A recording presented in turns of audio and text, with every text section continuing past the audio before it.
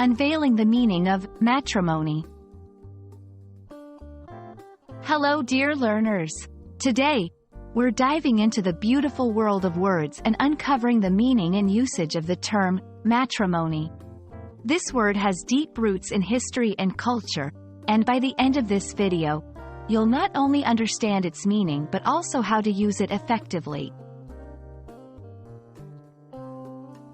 Matrimony is a noun that refers to the institution of marriage. It's the formal union of two people, typically recognized by law, in which they become partners for life. When someone says, they entered into matrimony, they mean that the individuals got married. The term matrimony is derived from the Latin word matrimonium. The prefix matri comes from the Latin word for mother, hinting at the role of a wife and potential mother in a marriage.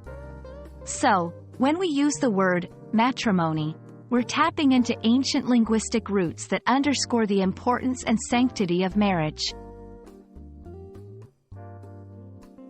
Let's look at a few examples to understand how matrimony can be used in sentences. 1. They are soon to be united in matrimony.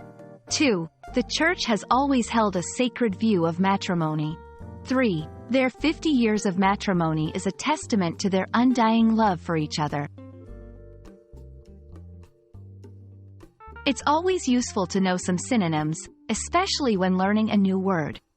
Some synonyms for matrimony include marriage, wedlock, nuptials. However, it's essential to understand the nuances. For instance, nuptials often refers specifically to wedding ceremonies, while matrimony speaks more to the state or institution of being married.